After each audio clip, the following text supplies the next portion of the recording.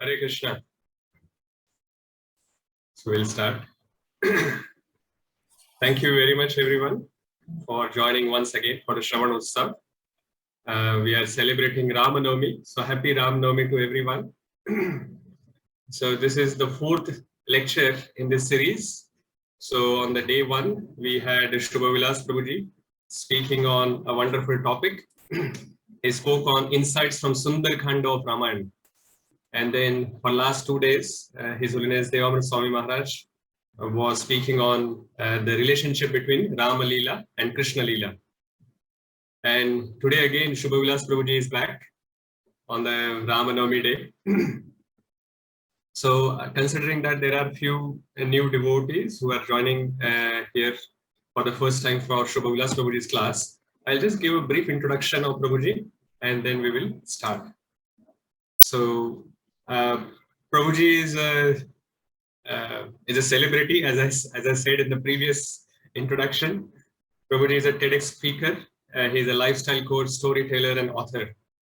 Materially, Prabhuji has studied the patent law after completing his engineering degree. But finally, he chose the path of a spiritual seeker. He is associated with the Chowpatty temple, Shri Radha Gopinath temple in Mumbai, where he is serving various leadership roles in congregational development as well as in management. He is also the head of ISKCON Goa. He also heads the Tulsi Books, a publishing house for spiritual books. Prabhuji has delivered more than 4,000 lectures across the globe. He is also a visiting faculty at several premier management institutes across India, including the Indian Institute of Management, where Prabhuji teaches courses on leadership based on Ramayana and Mahabharata. Prabhuji is a best-selling author. His series on Ramayana, the Game of Life, is very famous. And he has also authored other bestseller books like Open-Eyed Meditations, Perfect Love, 5.5 Ways to Lasting Relationships. And if you want to know more about Prabhuji, then please visit his website, www.shubhavilas.com. And Prabhuji is very busy, especially at Ramayana time, because he has written so many books on Ramayana, and that across ISKCON, there is a lot of demand for Prabhuji's lectures, especially on Ramanavami and in general. And in that busy schedule as well, Prabhuji has taken his time out, and he's going to speak today on the topic of jewels from Ramayana. So let us all show us our gratitude for Prabhuji by loudly chanting Hare Krishna Mahamantra. Hare Krishna, Hare Krishna, Krishna Krishna, Hare Hare, Hare Rama, Hare Rama, Rama Rama, Hare Hare. Thank you, Shubha Vilas Prabhuji. Over to you. Hare Krishna. Very grateful and honored to be amidst all of you all here today. Before I start speaking, I'll just offer a few prayers. Om Gyantimirandasya Gyananjana Shalakya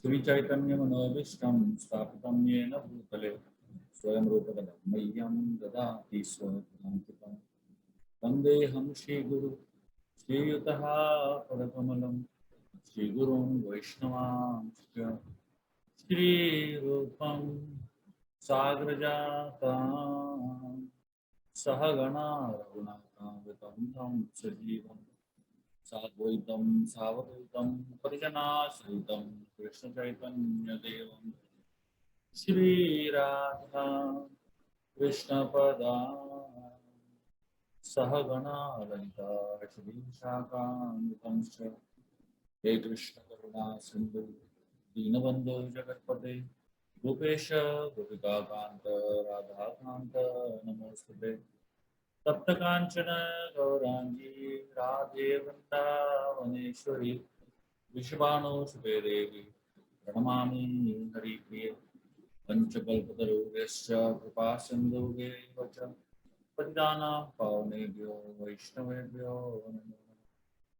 Jai Shri Krishna Chaitanya Prabhu Nityananda Shri Advaita Gadadhara Srivasa Bhaktivinoda Hare Krishna, Hare Krishna, Krishna Krishna, Hare Hare, Hare Ramo, Hare Ramo, Rama Ramo.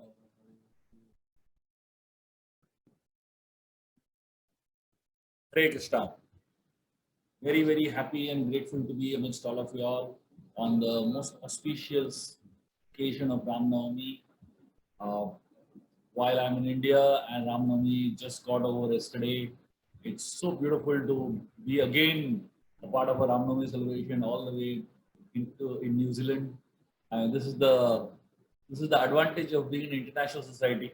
The festival goes on for like almost a week, and just like we know that that somewhere in the universe, some place, Ram is being born right now, so this is actually it's an excellent proof for that, right?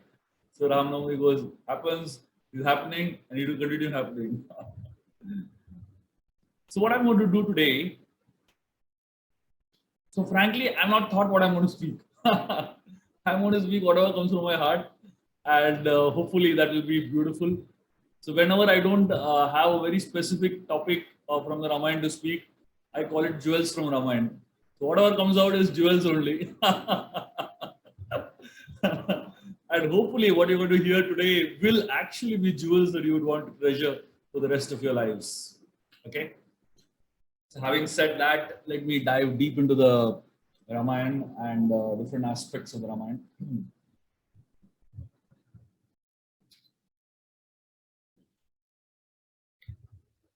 There are two types of diseases in this world. There are physical diseases and there are mental diseases.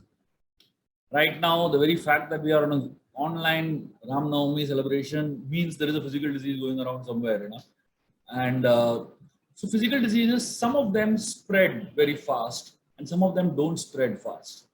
Like if a mosquito has bit me and I got malaria, somebody who's sitting next to me won't get malaria, right? Somebody has cancer. If you are sitting next to the person, you won't get cancer.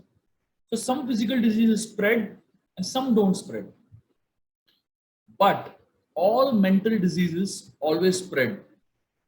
If you are sitting with someone who has a mental disease, you will get it for sure. In Ayodhya, there is absolutely no one who had a mental disease. Till a certain point where one person started developing a disease, a mental disease known as envy. And that was Manthara. As I said, the problem with mental disease is that you spend some time with the person who has a mental disease, you will get it. Manthara spent a few hours with Kaikeyi. And the result of Manthara spending a few hours with Kaikeyi is that Kaikeyi got the mental disease.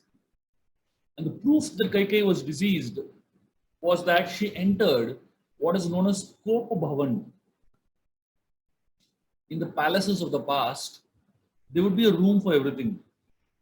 If you want to laugh, there will be one room. You can go there, you feel like laughing. If you want to cry, there will be another room. As soon as you enter there, you feel like crying.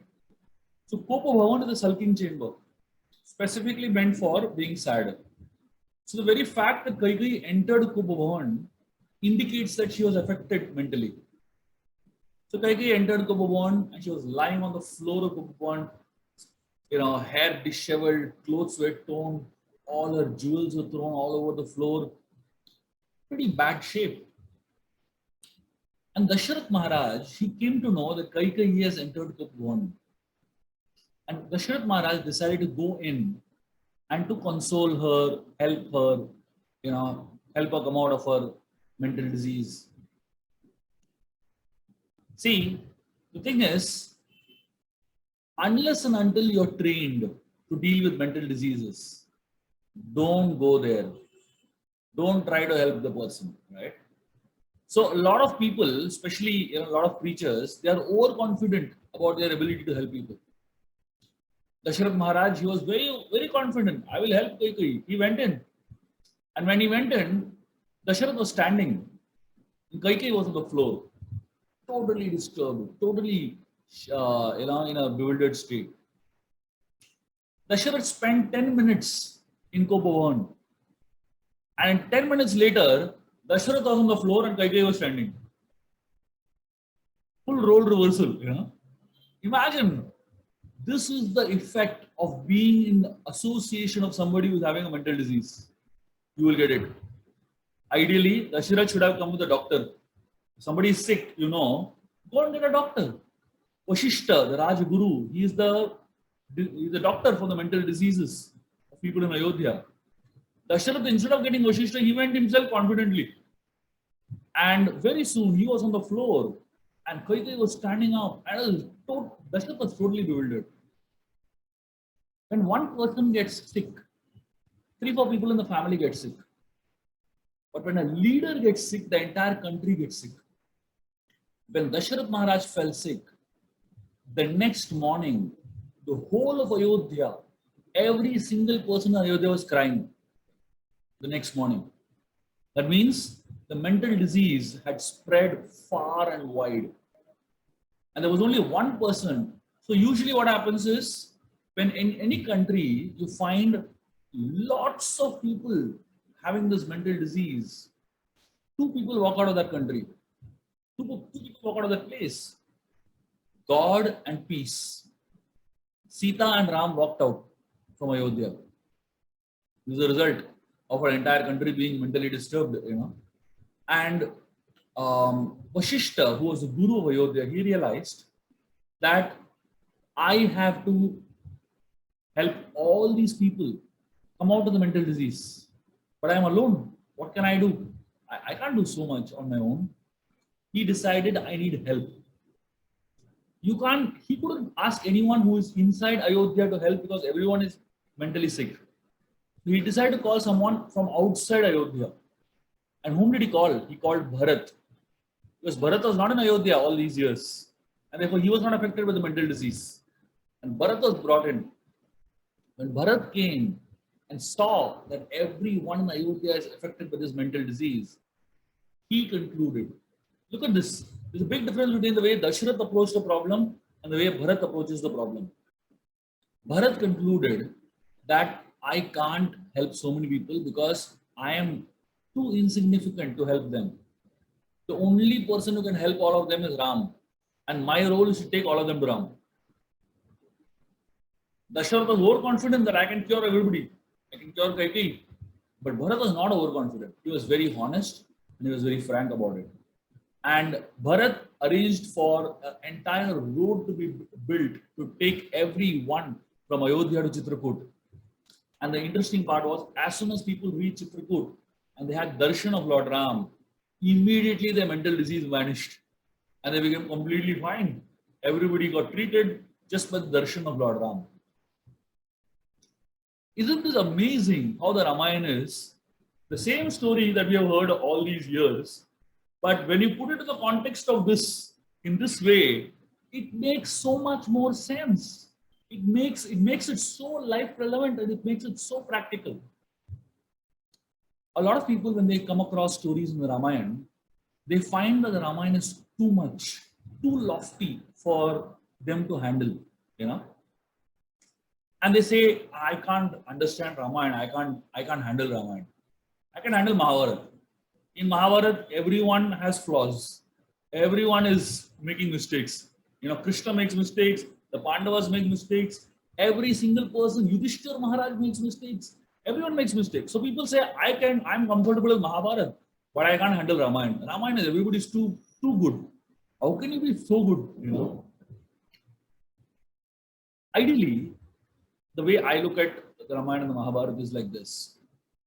The Ramayana teaches us the highest standard humanly possible. And that's the standard we need to reach.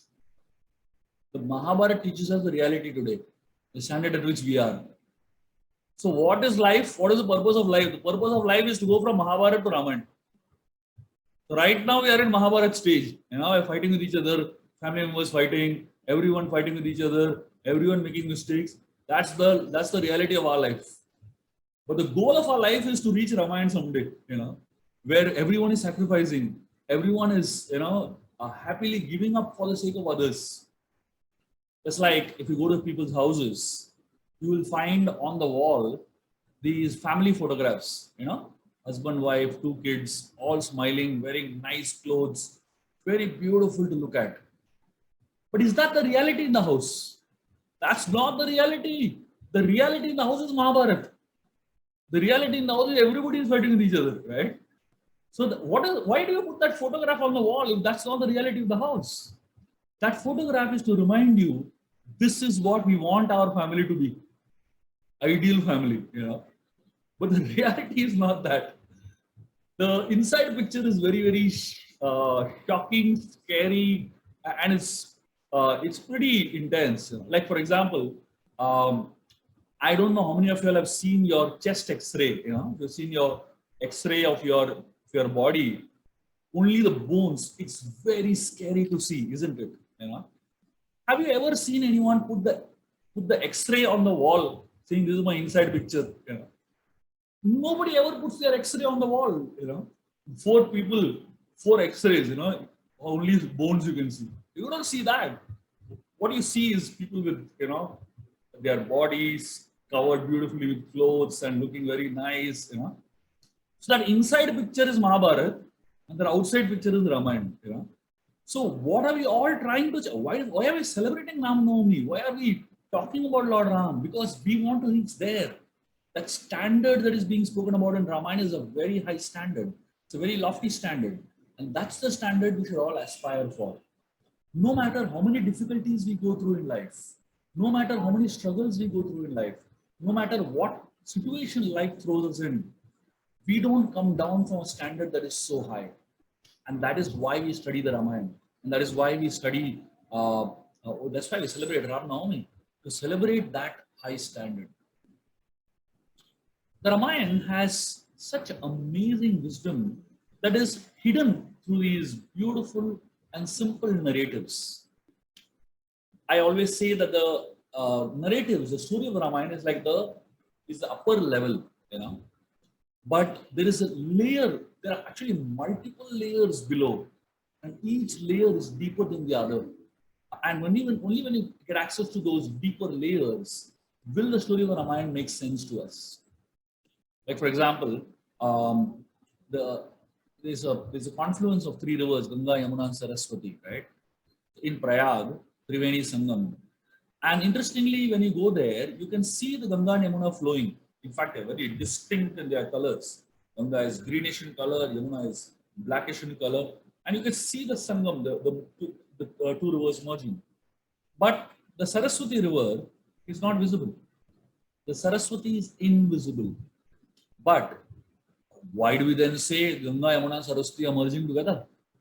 The understanding is that Saraswati is a Gupta Nadi. It's a hidden river.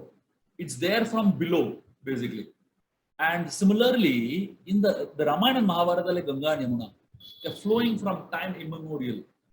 But below the Ganga and Yamuna flowing, the Ramayana and Mahabharata flowing, is a hidden Saraswati. The Saraswati represents the message, the beautiful layers of wisdom that are hidden within the scriptures. And only when you have access to that hidden wisdom, which is flowing below the storyline, the external storyline, will the Ramayana and Mahabharata really make sense to us. So let me pick up another very beautiful section from the Ramayana and help us understand this section from deeper perspectives. So when Lord Ram met Hanumanji for the first time in Chitrakoot, in fact, just before he met Hanuman, he comes across so many people that are guiding them towards the Rishimukha mountains. And as Ram and Lakshmana are walking towards the Rishimukha mountains, on top of the Rishimukha mountains is this personality named Sugriva. And Sugriva is in a panic mode. The moment he sees Ram and Lakshmana, he is scared, he is fearful. And Sugriva doesn't know how to deal with the fear that he's feeling towards his brother Vali, who is out to kill him. So Sugriva, the moment he sees Ram Lakshmana, he feels that they have come to kill him. They have been sent by Vali to kill him. Sugriva is scared, he's panicking, he's feeling he's dead. At that point of time, he hears a voice. The voice tells him, do not fear. There is no fear on these mountains. And that's the voice of Hanuman. Interestingly, the entire Ramayana, if you go through, The first three volumes of the Ramayana, the Balakand, Ayodhya Kand, and Aranya Kand, Hanuman is not there at all. Hanuman makes his entry in the Kishkinda Kand of the Ramayana. And this is the point at which Hanuman enters. And what is the first statement Hanuman is making? The first statement that Hanuman is making is, don't worry, there is no fear on these mountains. He is giving hope to Sugriv, who is panicking, who is in fear. And that is the constant role of Hanuman in all our lives. The role of Hanuman in all our lives is to give us hope. Don't worry, everything is okay. So Sugriv, he is panicking so much. He tells Hanuman, no, you go down and see if they are all right, if they are good people or bad people. And Sugriv tells Hanuman, disguise yourself as a sannyasi and go down. Don't go as a vanar. Now, Hanuman doesn't believe in these disguises. But Sugriv strongly believes in these disguises. Why? Because Sugriv feels being human is about looking human. A lot of people in this world want to look good. And this whole idea of looking good is a very complicated human psychology. Everyone wants to look good, but hardly anyone wants to be good. So you just look at people, all well dressed and having sparkling hair and posh cars, and everything is very good about them. They look so good. But the question is, are they good? The Ramayana brings this out in a very amazing way using the concept. Valmiki uses the word Vanara to describe these monkeys. The word Nara means human. And the word Vanara is a question. Are you human? It's a rhetoric question in the Ramayana. So every time you find one of these Vanaras, and they have to ask themselves this question, am I human? To the extent I behave like a human being, to that extent I'm human. To the extent I behave like a demon, to that extent I'm a monkey. So Charles Darwin, when he introduces us to this theory of origin of species, and he calls all of us coming from monkeys, he's not talking about physical bodies, he's talking about consciousness. So a lot of us, in our consciousness, we are monkeys only. And a lot of us, we're trying towards becoming humans in our consciousness. So Ramayana brings this out so powerfully. So Hanumanji, he doesn't want to go disguised in front of Ram and Lakshman, but Sugriv forces him, you have to go disguised. Hanumanji changes his form, takes the form of a sannyasi and goes in front of Ram and Lakshman. But he spends a few minutes in front of Ram and Lakshman, his disguise goes away. He can't hold his disguise. Because a lot of people in this world, rather not a lot, a few people in this world cannot hide themselves, cannot hide their true nature in front of others. And there are some who are experts in hiding their true nature in front of others. So when Hanuman goes and meets Ram and Lakshman, he explains to them the situation of Sugriv, he hears their situation, and then he requests Ram and Lakshman, please, can you come and meet Sugriv? He's on top of this mountain. Interestingly, Ram asks him, see, whenever you are sick, whenever you are a patient, you are very sick, you go to a doctor, right? Does doctor come to you? Ram is asking, if Sugriv needs help from me, he should come to me. Why should I go to him? Hanumanji tells him, my dear Lord, when the patient is sick, the patient comes to the doctor. But when the patient is very sick, the doctor goes to the patient. So Hanuman tells Ram, my dear Lord, Sugriv is in no position to come to you. You please come to him. And then Hanumanji convinces Ram and takes him to meet Sugriv on top of the mountain. When Ram reaches the Rishimukha mountain top, Sugriv comes to meet Ram. And it's amazing how Sugriv comes. Sugriv comes disguised as a human being. That's the exact thing we're talking about, right? So he is trying to show that he is good. He's trying to look good. And that's the focus of Sugriv, unfortunately. So Sugriv comes and holds out his hand and shakes the hand of Ram. Now imagine shaking the hand of God. How are you? Shaking hands. It's so pathetic. Hanuman is feeling, what a guy. Absolutely no. He should be touching the feet of Ram. Instead of that, he's shaking the hand of Ram. And Ram, when Sugriv is holding out the hand to shake his hand, Ram gives his hand. But what Ram does is, he pulls him and embraces Sugriv. And Sugriv has tears in his eyes. Why? Because his own brother is trying to kill him, and here is an absolute stranger who is giving him affection and love. Interestingly, it is explained after Ram and Sugriv embrace each other, Ram and Sugriv are staring at each other for a long period of time. Now, Sugriv staring at Ram, it makes sense because Ram is so handsome, so beautiful, worth looking at. But Ram staring at Sugriv doesn't make any sense. That guy is a monkey. He's like, what is the point of looking at him so much? Why is Ram looking at him so much? It is explained that this is a juncture in Sugriv's life where Sugriv is getting an opportunity to serve God. Whenever God sees that we are serious, or at least we are getting serious about wanting to serve Him, our constitutional position, Jivara Swarup Hoy, Krishna and Nityadas. When we get towards our constitutional position, God, He can't believe only. He's so amazed. This living entity.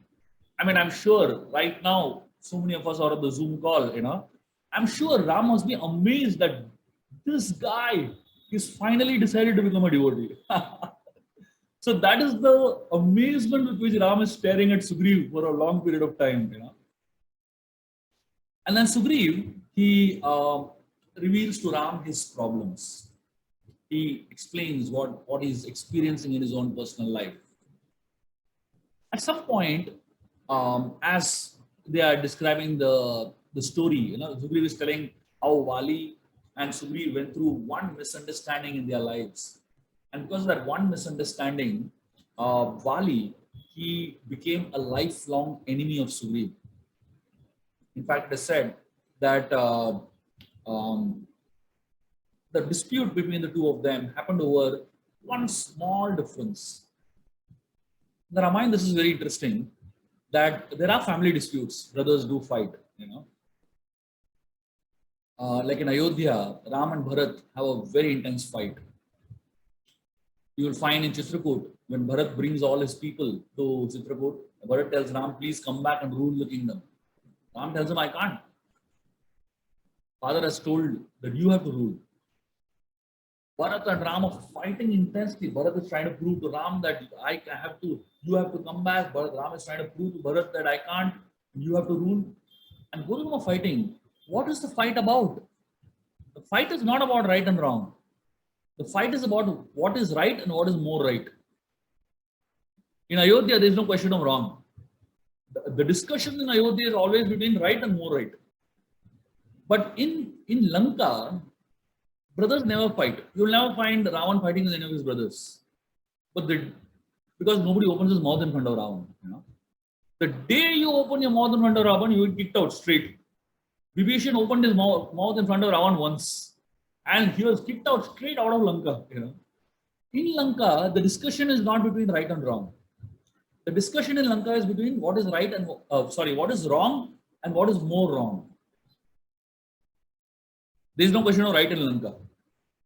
One time in the Parliament House of Lanka, there was a discussion going on where the ministers of Ravan are talking to the king. They're telling him, my dear king, Ravan, why are you not doing anything to Sita? She's been here for so many months. Why didn't you just go and molest her? Imagine the ministers of the king are giving such advice in the Parliament House of the country. What future is there for such a country? And Ravan is telling them, I want to do it, but what to do? I have a problem. I have a curse on my head that if I touch any woman without her sanction, I will die. So therefore, I am not doing it. Now imagine what a discussion here. The discussion here is between what is wrong and what is more wrong. And in Kishkinda, the discussion, again, there is fight between the two brothers, Vali and Sugriv. So, Vali and Sugriv are having a major fight over one small incident that happened. There was a demon named Mayavi that challenged Vali for a fight. And Vali ran behind this demon Mayavi to fight against him. And Sugriv ran behind Vali to help him.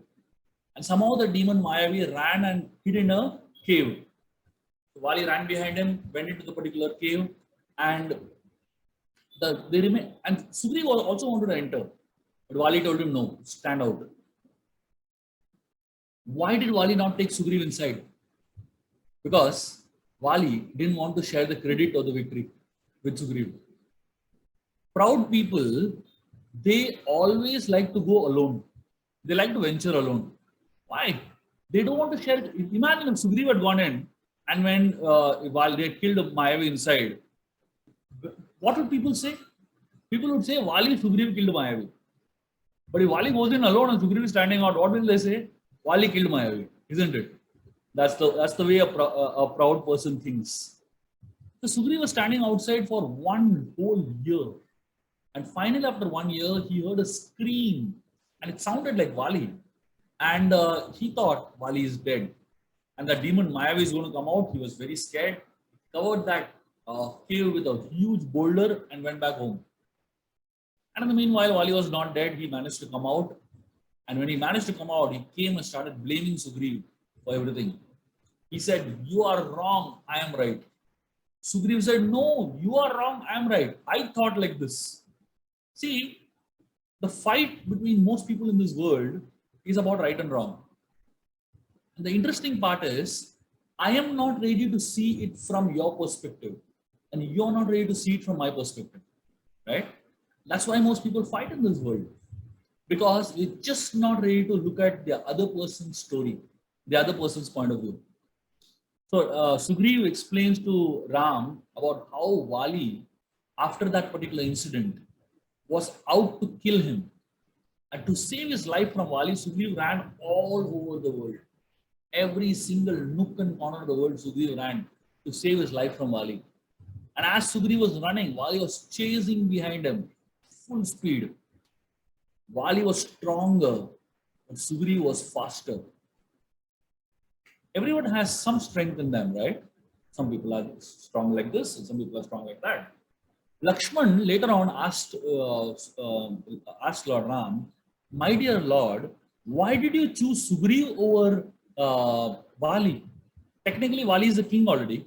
He has the whole monkey army with him. He is more powerful than Sugriv. He has defeated Ravan alone himself, you know. Ideally, Ram should have chosen Vali instead of Sugriv to help him find Sita. Lakshman asked him, why did you choose Sugriv?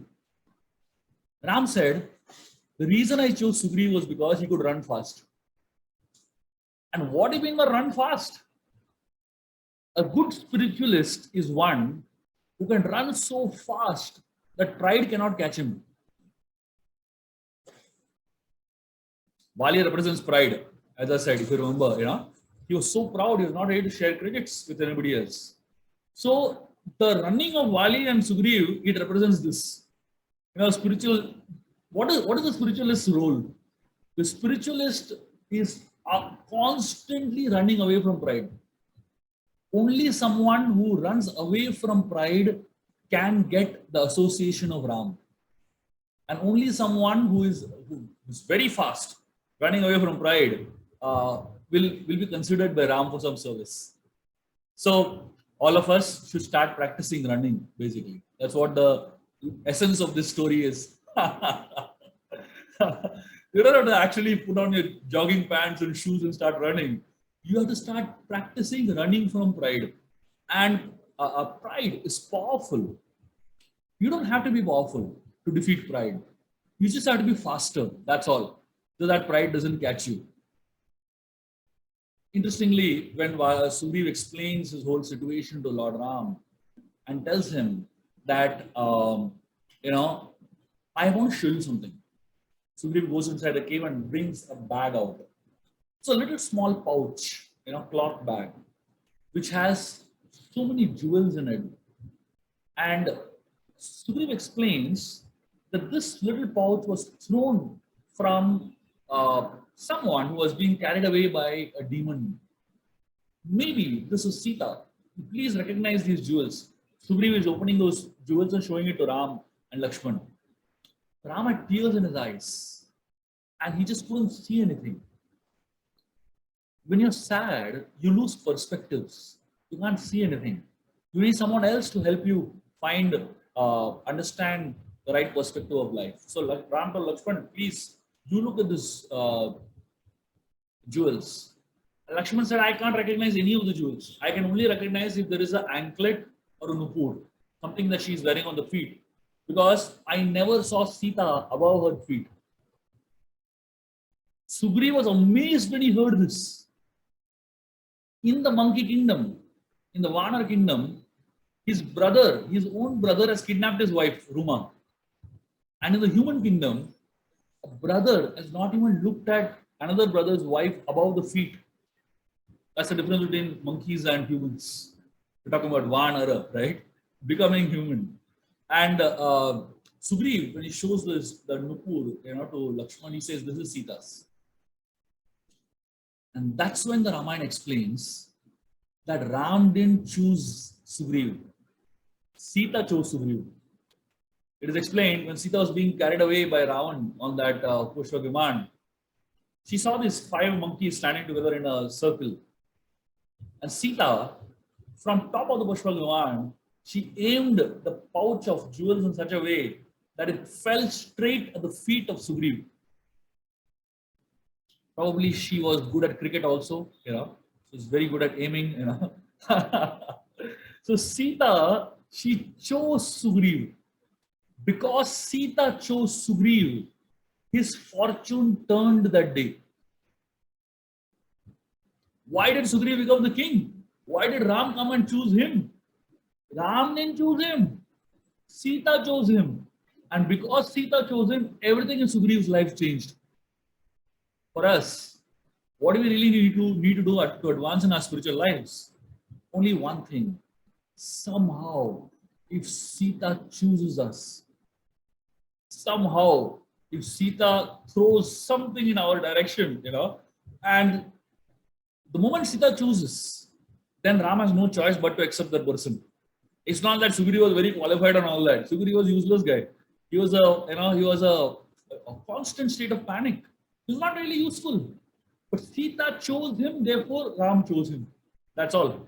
So Ram doesn't have much choices of his own. He just follows what Sita chose. That is why we always chant the name of Sita before the name of Ram. Sita Ram. You'll never hear Ram Sita. The name of the Divine Mother is always taken before the name of the Divine Father. Radha Krishna, Lakshmi Narayan. You will never find it the other way around. Because the other way around is very risky.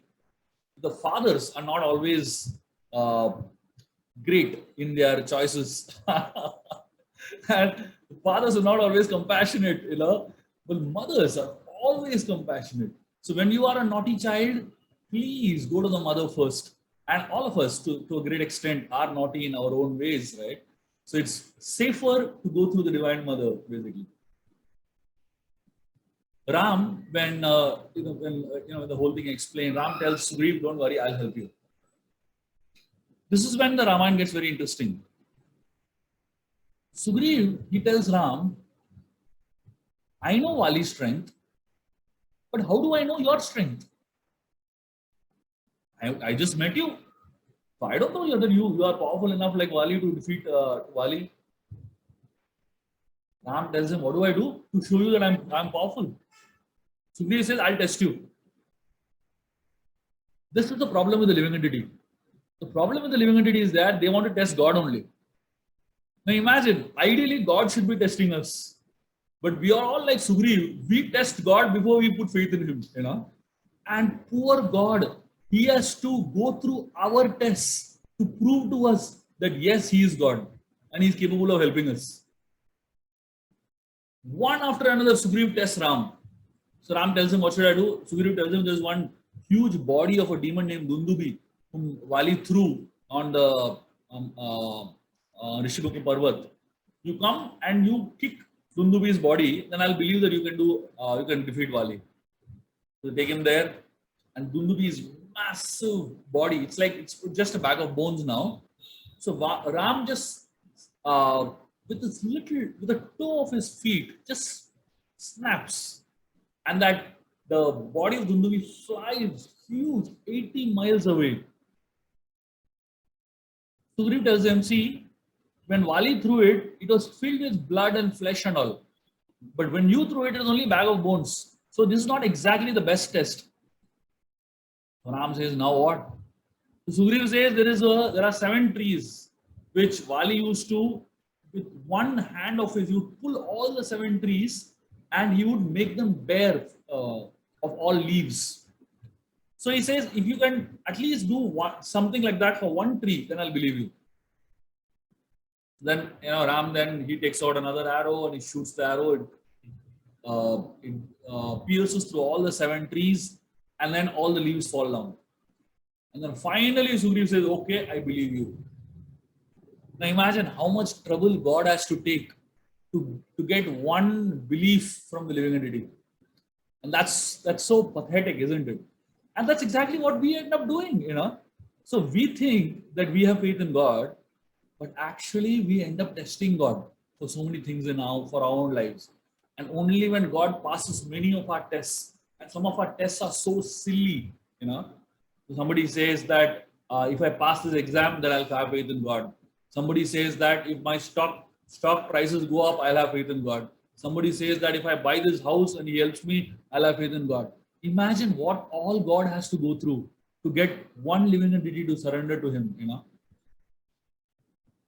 Interestingly, in the Ramayana, we find so many personalities who have their own beautiful nature and who have their own beautiful consciousness with which they serve the Lord. In the Ramayana, we find a very sweet and a very beautiful person named Guha. Guha is a tribal chief in the Ramayana who helps Ram during one night of their stay on the banks of Ganga. And Guha, he is telling Ram, he's very sad seeing Ram's condition. He doesn't have a kingdom, he lost his home, and he's in the forest. So Guha tells Ram, why don't you stay with us? And you become the king of my village, and you just stay with us, and it's in the forest anyways. Ram says, no, I'm sorry, I cannot stay in any human dwelling, basically. I have to just stay in the forest on my own. So Guha feels bad for him. He arranges a place for Ram and Sita to rest that night. So for one night, Ram and Sita sleep in that forest, that section of the forest. Lakshman, whenever he sees Ram and Sita sleeping on the floor, he is so hurt. It's explained that Ram and Sita, they are used to sleeping on such luxurious beds, such soft. It is explained Ram's bed is as soft as foam and as white as butter. Soft, silky bed. And here, Ram is sleeping on the hard floor.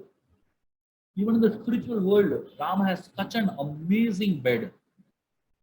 Have you ever wondered about the quality of bed in the Vaikuntha planets? Lord Vishnu sleeps on the snake bed, right? Do you all know that the snake bed is the most comfortable bed in the universe? And let me explain how it is so comfortable, right? And, if you study the kind of beds that are made in today's world, in Germany, you have some very high-end beds which are costing 1,500,000 rupees, very high-end beds. But it's nothing compared to the snake bed in the Vaikuntha planets. Let me give you a little description of it. Snakes, their body is, it breathes, right? It compresses, expands. One of the problems with lying on the bed for long durations is you get bed sores. And that is because you don't get enough oxygenation on the back, right? But the snake bed is so amazing that the bed itself moves. It compresses and expands as the snake is breathing. And therefore the Lord feels breezy below, He feels very aerated and it's so comfortable to sleep on. And not just that, on top, the snake is, Ananta Shesh is having his hoods. And I don't know whether it happens so much in New Zealand, but at least in India, one of the ways in which mothers put babies to sleep is they blow in their eyes. And when the babies, get the flutter of this, they get the soft blowing of their mother's you know, wind, it kind of, their eyes flutter a little bit and they go to sleep quickly, you know. So Ananta Shesh with his thousands of hoods, he's blowing into Lord Vishnu's eyes and making Vishnu sleep. What a bed this is, isn't it? And compared to that bed in which Vishnu is used to sleeping, so much comfort, he has to sleep on the forest floor now. Lakshman is feeling so bad. Ram and Sita have to sleep on the floor like this. And he feels very hurt. And he loses his sleep when he sees the two of them sleeping in such hard clothes. So that particular night, Ram and Sita are sleeping on the floor, and Lakshman, he is guarding them, walking around them in circles with a bow in his hand, bow and arrow in his hand, and he's protecting them all night. Guha, he loves Ram, but he sees Lakshman roaming around Ram with a bow and arrow in his hand. And Guha, out of his love and concern for Ram, he starts thinking, he thinks, maybe Lakshman wants to harm Ram when he's sleeping. One brother took away his kingdom, and another brother has come to make sure that Ram never comes back. He'll kill him in the forest. So Guha thinks, I have to protect Ram. And Guha, without the knowledge of Lakshman, he's roaming around Lakshman. So Ram, Sita is sleeping in between. Lakshman is roaming around them. And Guha is roaming around Lakshman, you know, in the forest. And all the hunters of Guha, all the soldiers of Guha, when they see their master Guha roaming around with the bow and arrow, they think their master is trying to harm Lakshman, Ram, Lakshman, and Sita. And they decide to guard Ram, Lakshman, and Sita from Guha. And they are roaming around Guha. So in the middle, Ram and Sita are sleeping. And around them, Lakshman is roaming around. Around them, Guha is roaming around. And around them, all the people of Guha are roaming around. In essence, in the whole night, only two people sleep. Ram and Sita are sleeping, everybody else loses their sleep. So it is explained, sleep, which is one of the most beautiful things in creation, the most important things in creation, and the most sense gratificatory thing in creation, loses its meaning the moment anybody sees the sleeping beauty of Sita and Ram. Isn't this so amazing? That through such a simple story, we get such a powerful understanding and message of life. When at a particular point during their journey, Ram, Lakshman, and Sita are traveling in the forest, and they're walking through the forest. So typically, in their walk through the forest, throughout the Aranyakanda of the Ramayana, this is the way in which they walk. Ram walks right in the front, Sita walks in between, and Lakshman walks behind. So when Ram is walking in the front, Ram is walking with his back erect, head high, and is walking. Sita walks behind him, and her eyes are constantly on the back of Lord Ram. She's just having darshan of the back of Lord Ram. And Sita, when she's walking, so usually what happens is, when Ram walks, its footprint on the ground, right, on the floor, on the forest path. Usually, if you walk in a forest, it's best to walk on the same path that a person in front of you has walked. Why? Less thorns, less pebbles, less problems, basically. But Sita doesn't do that. Sita walks towards, keeping Ram's footprints towards her left. She walks a little on the right side. Why? Because she doesn't want to stamp on the footprints of Lord Ram. She respects it. She's worshipping it. And therefore, she doesn't walk on the footprints of Lord Ram. She walks a little aside. And Lakshman doesn't walk on the footprint of Sita and Ram. He walks a little on the right. So Ram and Sita's footprints are towards his left. So the reason it is towards the left is because the heart is towards the left, right? So they keep the footprint of they are worshipable masters towards the left. And Lakshman is looking at the lotus feet of Sita while walking. Now imagine the three of them walking together.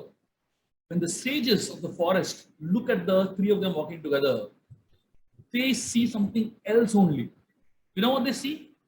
They see Om personified walking. The letter Om, personification of the letter Om walking. It is explained, the word Om has three letters. A, U, Ma. A represents Lord Ram. It is explained that anything that is the first thing in a series represents Krishna. In alphabets, the letter A represents the Supreme Lord. Like that, like if you study the Gita, Krishna speaks about how everything is represented by him, the leader of, like among animals, lion represents him, like that, in the whole series. Like that, in letters, the letter A represents Krishna, represents Ram.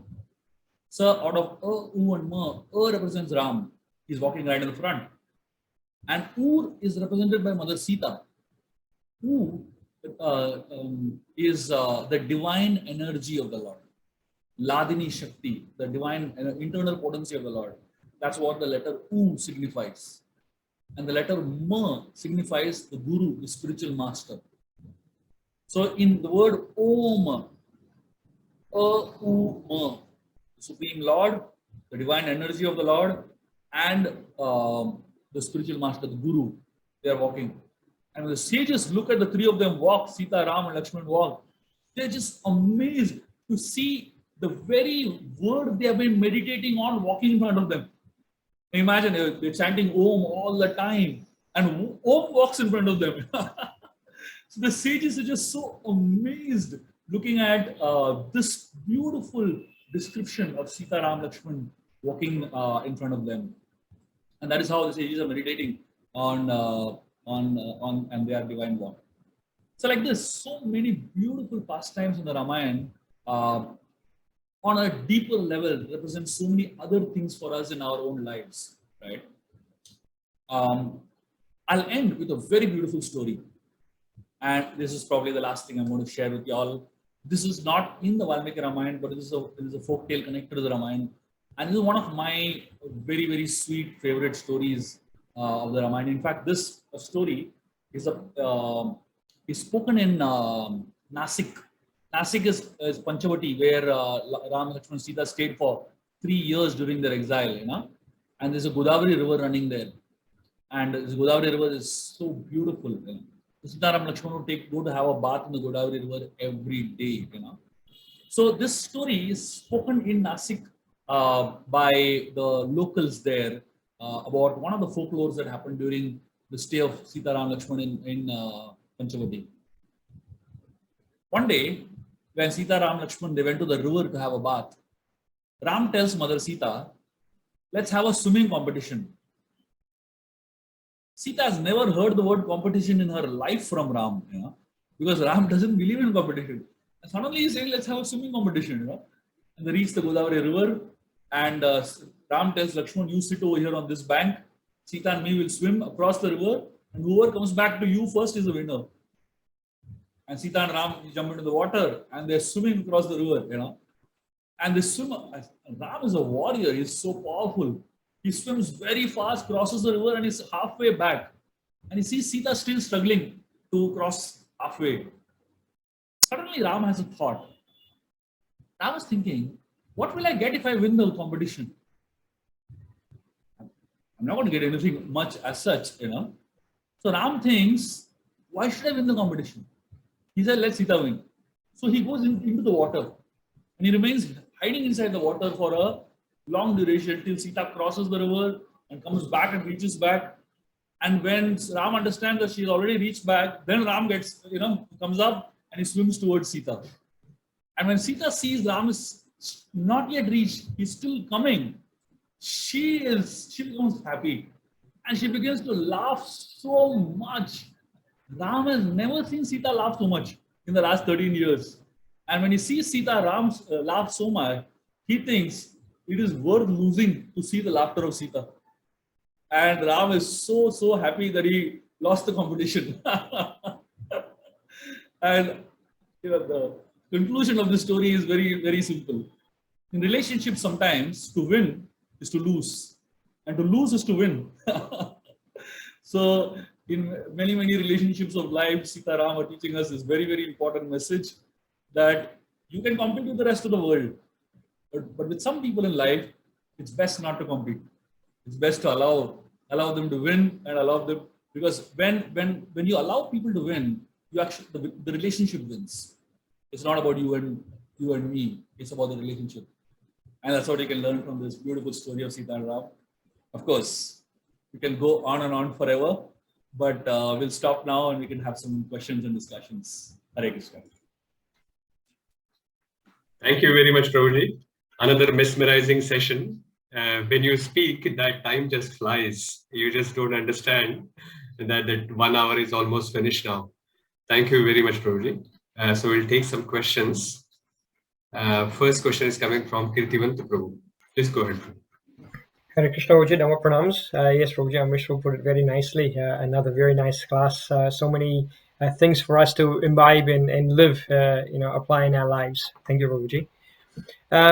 Prabhuji, my question, and there was a question raised, I think, the other day with regards to why Lord Ram, once he came back from Vanvas to Ayodhya after saving Sita Mataji, why he sent Sita Mataji away. My question is, what was the purpose of him? What happened that caused Lord Ram to make that decision to send Sita Mataji away? One of the most difficult things for a leader to deal with is rumors.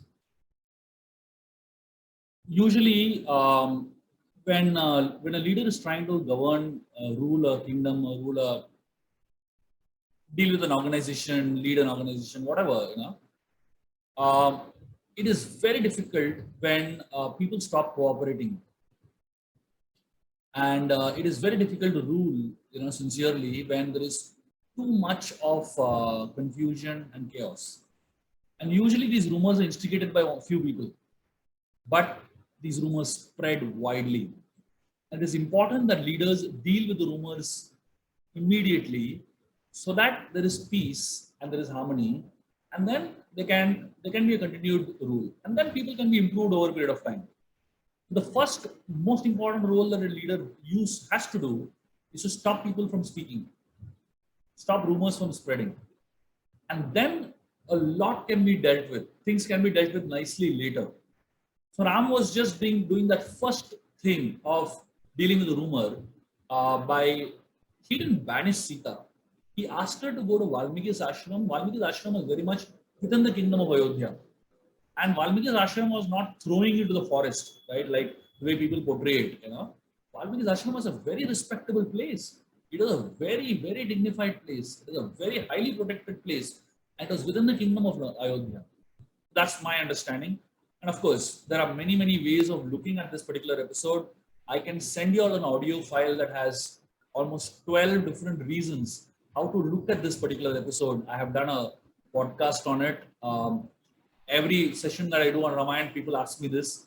So I have permanently recorded and kept. I will share that link with Amrish Prabhu, and you can share it with the whole congregation, and everybody will get not one, not two, 12 different ways of looking at this particular episode. Okay. Thank you, Prabhuji. That will be great, Prabhuji. Thank you. There was one more question, hand up. Is that still question? Manmohan Krishna Prabhu, you had your hand up.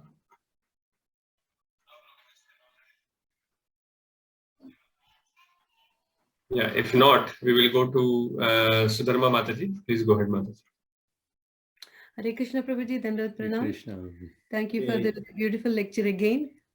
Most fortunate to listen to you again.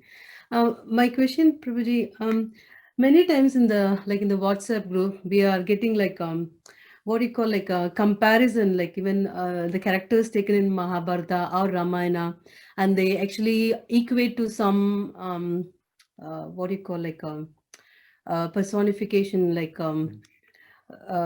Rama is what you can say.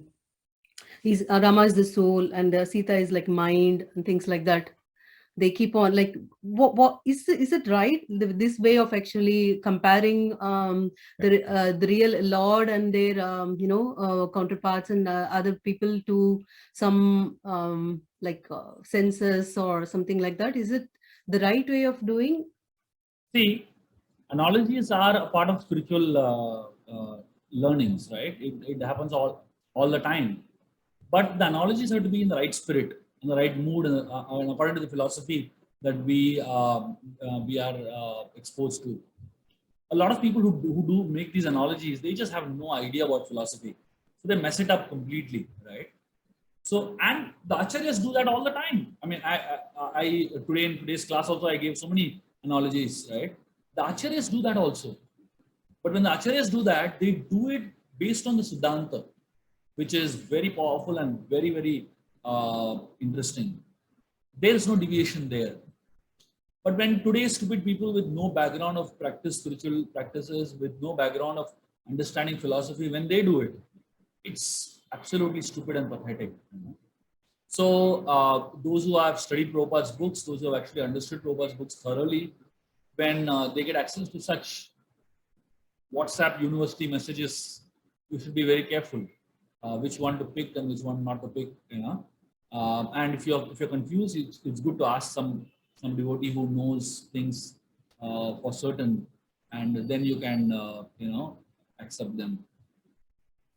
Thank you, Prabhuji. I've got one more question, Prabhuji, if I can ask. Yeah.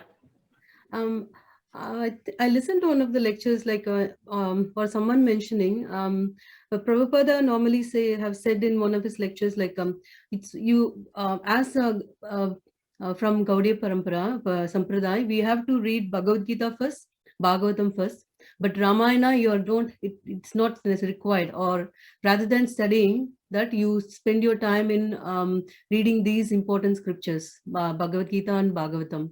So how do we understand this, Prabhuji? So I have never come across a quote like that by Prabhupada. I don't know where and who gave you this quote. If you can share that quote with me, I would love to read it, but I can be absolutely sure Prabhupada never said anything like that. While Bhagavad Gita and Bhagavatam are important and the foundational scriptures of our Gaudiya Vaishnava Sampradaya, 100% I agree. Prabhupada himself wanted to write Ramayana, by the way. If he had more time, he would have written Ramayana. And then, where does this quote come in? Prabhupada himself wanted to write. He spoke about it, wanting to write. So if he felt that Ramayana was not really useful, then why would he even want to write? Isn't it? And Prabhupada does quote so much extensively from Ramayana in many of his lectures. So it's not that it's not authentic at all. And to say that, I would say it's highly offensive, because Ramayana is one of the most foundational scriptures in our entire Siddhanta, and I don't think we can ever discount the greatness of the Ramayana. Also, the way I look at it is, a lot of people feel Ramayana does not have bhakti element in it, but that's not true. Ramayana is filled with devotion to the brim. If you read the Ramayana nicely with the commentary of Acharyas, you will fall in love with the Lord. Lord Chaitanya Mahaprabhu encouraged Murari Gupta, who was Hanuman personified. Murari Gupta was not able to chant Krishna's names, and he kept saying that I tried to chant Krishna's names, but Ram name only comes out. Lord Chaitanya finally told him, you chant Ram name only. You are Hanuman and you don't chant Krishna's names. And here's another powerful Siddhanta from the Lord Chaitanya Mahaprabhu about supporting the Ramayana. So I don't see any reason to not read the Ramayana and not study. Of course, if you don't have any time to read Bhagavatam and Gita, then by the time you reach Ramayana, you will be too old. Basically, that's the reality. So I always encourage people to first read Gita, then read Bhagavatam, and then study Ramayana. But also there are other acharyas who give a different way of looking at it. Like Chanakya, he speaks about how one should read Mahabharata in the morning. You should read Ramayana in the afternoon. And you should read Bhagavad in the evening. So that's another way to look at it. So see, the way I look at it is that all our scriptures are ours. All the different incarnations of God are our incarnation. They belong to us. And I want to read all of it. Why should I not read all of it? So anything that is helping you fall in love with God, I think you should definitely take advantage of it and read it. Okay? Thank you, Prabhuji. Very good. Thank you, Prabhuji.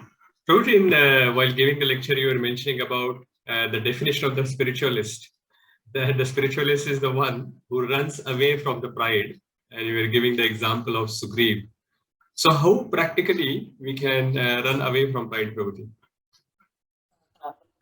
In ISKCON, you have so many opportunities.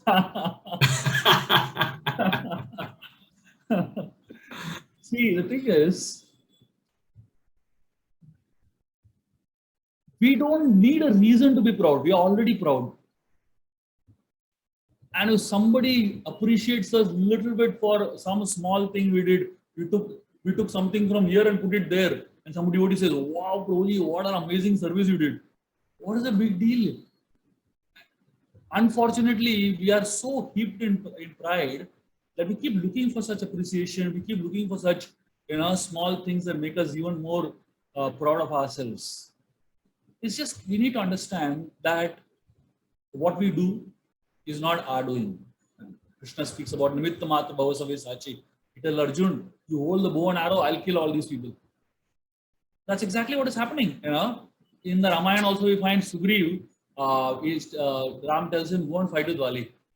Sugriv tells Ram, my dear Lord, how will I fight with Vali? So Ram tells him, you fight, I'll kill. And that's exactly what we are doing in our lives. If you really see, we seem to be doing something, but we actually are not doing it. The Lord is doing it through us. So when we are perceptive and we are conscious of this fact, that externally I may seem to be doing something, but actually it's not me. That helps us stay away from pride. Thank you, Prabhuji. Bharadwaj Rishi Prabhuji seems to have a question. Prabhuji, go ahead. Hare Krishna, Prabhuji, Dandavat Pranam. Excellent. Thank you for the excellent lecture, Prabhuji. Prabhuji, my question is, the first narration you gave about, sorry, what was my question? I've been waiting for long. Yeah, Manthara. No. We need to run away from people with mental this thing. We should not. But Prabhuji, as sadhakas, it's always we can't. I myself have so many anarthas. So I'm afraid now. Maybe no one want to associate with me. Or how should we? Because the other day you said we are a team, right? And we have to help each other in a team to win the race of going back to Godhead. So how can we help each other? Forgetting these mental barriers. See, shortcomings will be there in every person. We are all imperfect, but we are tending towards perfection. Spiritual life is imperfect people tending towards perfection, basically. So just because somebody is imperfect, it's not that we don't associate with them. We don't associate with their imperfections, basically. So ideally, when we are with people, with devotees, all of us have shortcomings. But all of us also have strengths. So I can help someone with my strength, and I need help with my weakness. So if I have a particular weakness, say for example, while chanting we sleep, that's my weakness, right? So if that weakness is not there in somebody else, there might be somebody who never sleeps during chanting, but that person may be sleeping during Bhagavatam class. So now the person who is sleeping during chanting, you help the person who is sleeping during Bhagavatam class. The person who is sleeping during Bhagavatam class help the person who is sleeping during chanting. So that is how we help each other with our weaknesses. So otherwise, nobody will ever be there in the society, because everybody will have some weakness or the other. You can't say, I will not associate with this person because he has this weakness, that weakness. Then you can't associate with anybody. So the point is, when we say we don't associate with such people, it means we don't associate with their weaknesses. But we can associate with the side of them which is their strength. Thank you, Prabhuji. Nice. Thank you. See, Thank you very much, Prabhuji. Just an extension of that, a lot of people in this world look at everything as black and white. Either people are good or people are bad. But the world is not like that at all. It's all middle, grayscale, right? So the Vedic scriptures, spirituality is not about being right and wrong. It is going beyond right and wrong, and accommodating the idea of many rights and many wrongs. So in one person, there might be many rights, and there may be many wrongs also in the same person, basically. So we accept that side of a person which is right, and we do not accept that side of a person which is wrong. Or rather, we don't accept the side of the person which is struggling with it, and we help. Excellent. Thank you, Prabhuji. Very nice. Prabhuji, one more question if you have a little more time. We can take last question. Yeah. Prabhuji, in the beginning, you were mentioning with this episode of Kaikeyi and Dasharath. At that time, you were mentioning that sometimes preachers as well do not understand that which problem they can solve and which problem they cannot solve. And you were mentioning that Dasharath, when he was going to meet Kaikeyi, at that time, he should have actually taken Vashishta instead of going himself or going alone. But my question is that while preaching, when you are actually trying to address a mental illness or mental diseases that you were mentioning in the beginning, like when you are entering into it, like Dasharath did not know that the problem that he's going to face is big enough and he cannot solve it. He just went with the confidence that, okay, probably he can solve it, but he got affected. So is there a practical way that Dasharath could have known, or a preacher can know that what kind of problems he can jump into and which he cannot? Ideally, there are two ways that you can deal with this. One is judge by the environment. So a lot of times when you understand that a person is in a particular environment, that you understand how powerful the environment is affecting that person. So if you already are aware of the environment, there are some environments in which we should not intervene. It's very obvious, basically. Second is intuition.